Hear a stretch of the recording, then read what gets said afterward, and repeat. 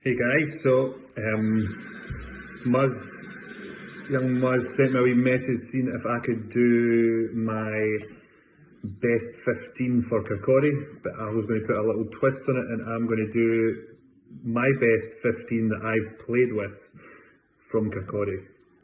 So I'm going to go through it that way. Okay, so for the first one, for number one, and by the way, this has been quite a task. I actually fired through my forwards really quick and then took ages on the backs. So I'll start off obviously at number one. This person is a solid scrummager, great around the contact area, great at picking goals and all the rest of it, and he's an all-round nice guy, Milky Bar kid, Mark Thompson.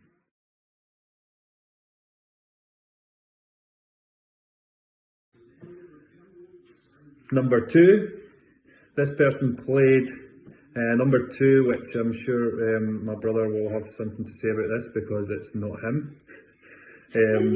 Purely because Greg's game is different and this person is more of an all-round hooker. Played professionally for the Border Reivers, Newcastle and also Edinburgh. He could play back row as well. He was had bigger arms than my whole head.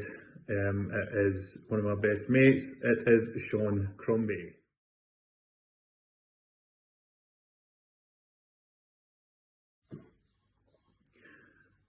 Number three is a man mountain of a man. Great hands and one hell of a dummy on the pitch where a lot of people bought that dummy and he was through, little twinkle toes. A good story about this guy was one time at training, I actually picked him up and dumped him on his back at training, and then he spent the whole rest of the training trying to find me to absolutely flatten me, and I just kept running out the way of him. It is really good guy, George Dode Mangalo.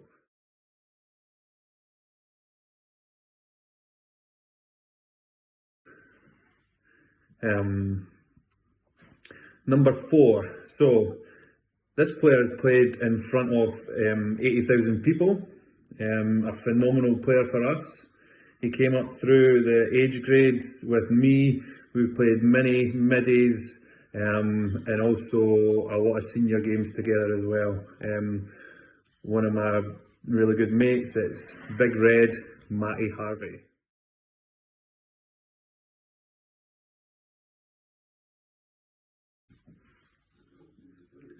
So number five, there was a few for number five actually, because obviously little Muzz asked me to do this, but there was a couple. There was obviously his dad was in there for a shout, but I was needing a bit of a harder player in this team. So this player is one of the hardest men I've ever played with. I've seen him punch a guy in the face and then he had a broken hand and he still wanted to play on. He also took the kicks. So from a second row that takes kicks is unheard of, but his boot was absolutely fantastic and got plenty of points throughout the time. So my number five is going to be Kenny Sheepdog Fraser.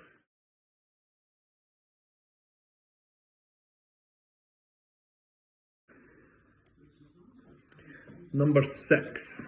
This was a hard one as well because there was quite a few, but I've actually moved this player from their probably original position because somebody else is an absolute shoo-in for that position for me, which he's one of the hardest big guys to try and tackle. I've tackled him high and then been palmed on my back, and then I've tried to tackle him low, and I remember one time at training I got my eye burst open by his big bloody high knees, and I'm sure I think the coach at the time was Kenny Grieve, I think, and he absolutely roared at me for mistackling him. And I said, well, I went high, I went low. It's like, how the heck am I meant to tackle him? The only good thing, or the only bad thing for him, terrible scrapper, can't he fight for nothing? And that is Craig Chick Wilson.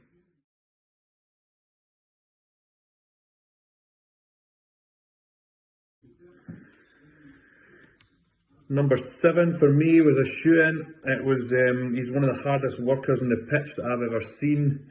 He was great off the ball. He was also great off the back of the line-out as well. For us in the backs, we always want to try and get our 7s off the back of the line-out and smashing right into the back, so then us backs don't actually have to tackle them. That's what we aim for. And to be honest, most of the times this player always got to the backs before we even touched them, so it was great. So my number 7 is going to be Robert Wiggs van Rensburg.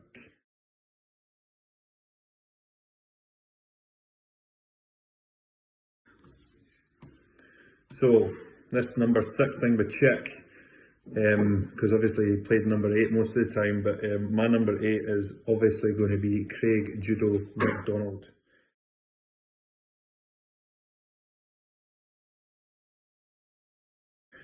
I actually played with Judo probably to the tail end of his career, so I'm not sure if I got him at his best, but he was still one of the standout players in the whole team. Always made lines, good lines, and always made good breaks throughout the whole pitch. Yeah, so that's my forward pack there, and then I'll go on to the finishers after I go through my backs, okay? So number 9. Number 9 was a tough one to choose because I was spinning between two.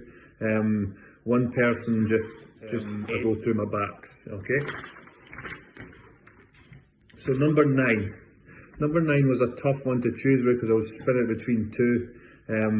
One person just edged in front of the other one, which was his pass was like a bullet, an absolute bullet. It would go from A to B rapid. He was also one of the best kickers of the game at the time in Scotland, I would say. There was my really fond memory of this player was when I first came up to seniors. I got my debut down in Kelso. Can't remember what year it was, but I was playing 7 at the time I came on, and before we were at scrum, probably around about the 22, maybe even a wee bit further back, with a scrum in the middle of the pitch. I was down in the scrum, and then by the time I stood up, this player had taken a drop kick from behind the scrum and got it over the post for the points. So my number 9 is going to be Barry Jones.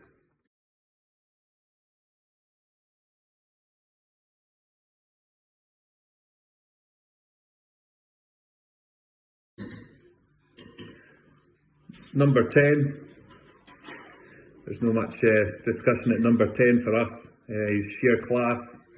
He's also a guy that's probably shaped me into the player that I became throughout my career. He was a fantastic coach as well, and that is Quinton Quinty Served.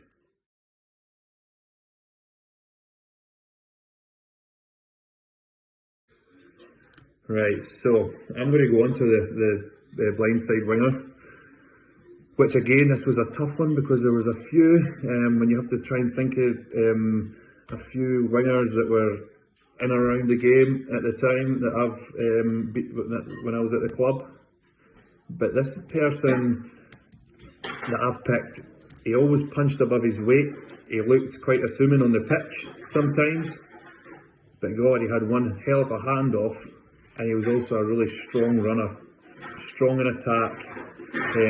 The only downside is I wish we actually seen more of this player in his time at Kirkcaldy. I think Kitty's was probably his usual haunt than actually Kirkcaldy Rugby Club half the time. So my number 11 is Cutty Littlejohn.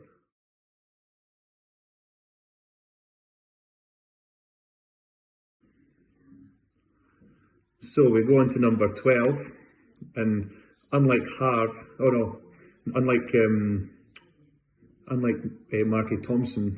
Marky Henderson, where he said that he wasn't going to pick himself in the team, I'm sure Quinny brought a few imports over throughout the years when I was there, and I got told every time that there were a 12, there was a centre, and we would have to move positions, or I'm sure there was a point where it was me and Colin Harvey that were having to fight against this player for a position.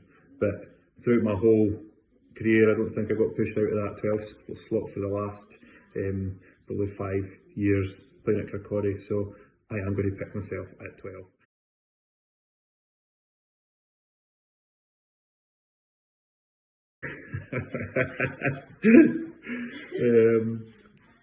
Number 13, so my centre partnership, and then I've had a few centre partnerships at Kirkcaldy, and some have been great and some have not been so good. But I've picked a player that was always unpredictable, especially in defence, where I did have to cover his ass a few times when he flew out the line to try and tackle and he missed the tackle, so then I would have my player to tackle and also I would have his player to tackle. But he made up for it in his attacking force. He was always a hard runner, but by God, he was loose in D. But if he did catch you in D, you would know about it. My 13 is Cameron Goodall.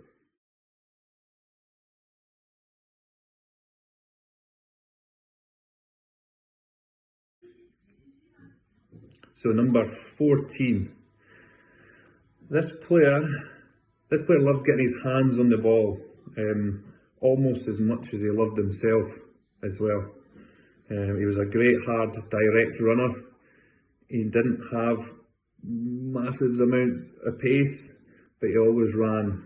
He always ran flat. He always ran direct. He always made a break. He always broke tackles. My 14 is Jordan, the Muffin Man, Webster.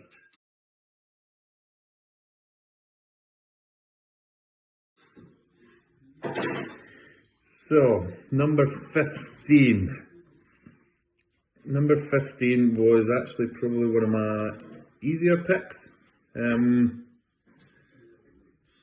This is probably the most naturally talented player that I've played with. Someone who I've always looked up to when I was coming through under 18s, under 16s, under 18s at Colts.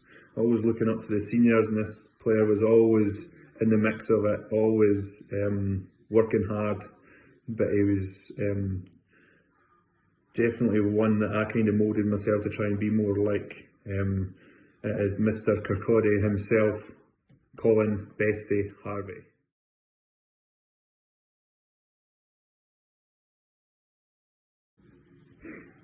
So, moving on to the finishers, alright? At 16, this person is definitely knows where the white line is, an absolute try machine for the position he plays. Always puts his body on the line. It's probably why his body's broken and held to bits with pins and plates and screws, but still going though, still going. I remember this player once dummied the sideline and the guy bought it and he was through for a try. Also, you would pick this player solely alone on his bus trip songs. It's my big brother, Greg Wallace.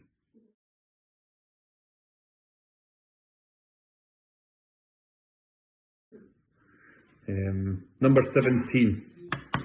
These subs were actually quite hard to pick because finishers, because the finishers are just as important as anybody on the pitch. So you're trying to pick people that would be able to come on the pitch and actually make a difference instead of just picking whoever's left, which is actually quite a good thing because sometimes in years past the subs are just whoever's left. So sorry if you want a sub. So this player is actually a player that I've called a ball greedy plenty of times, but to be fair to him, probably 90% of the time that ball greediness always ended up with a score, which was infuriating because he should have just passed the ball. Maybe I would have got a few more tries, but his skillfulness is absolutely on point. He can also play probably anywhere in the back row, but I really hope he gets back to his best in the way he can play. My number 17 is Dale Turner.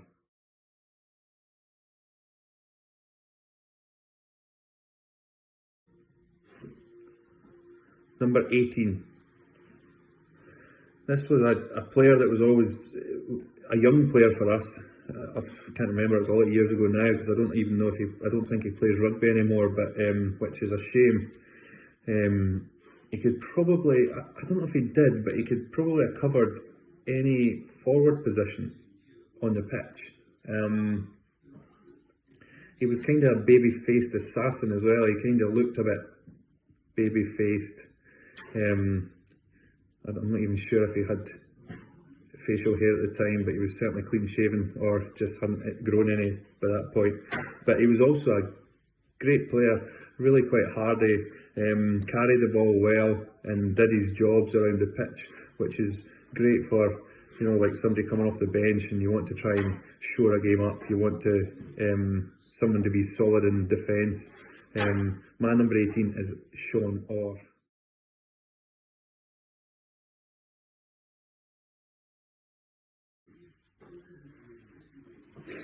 So, final player is my number 19. So that was three forwards. Three forwards I picked on the bench, and then my last one is our utility back, ultimate utility back. I'm sure he's going to hate that I've said that he was a utility back, but he was one of the only players I could try and think of who could cover like pretty much all the backs. So this player was a hard runner. Sometimes he was too hard, and he would end up coming off worse than whoever he ran into. Also, he could tackle hard, but sometimes he tackled too hard, and he would end up coming off worse than the person that he's just tried to tackle too hard.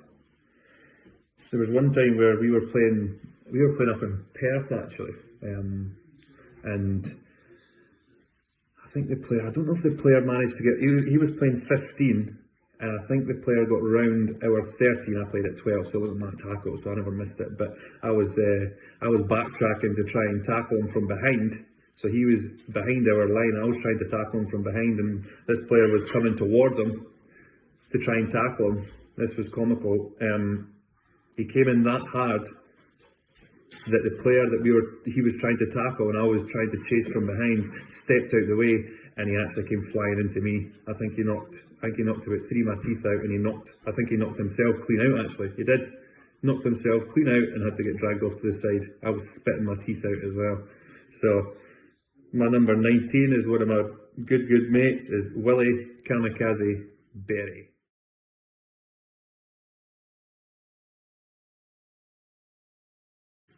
So this has been fun. I want to thank you for letting me do this. I'm sorry if you've been offended that I've not picked you, but you're just going to have to work harder, or you should have worked harder, or you should have been a better player back in the day. All right, nice one. Stay safe, everyone. See you later.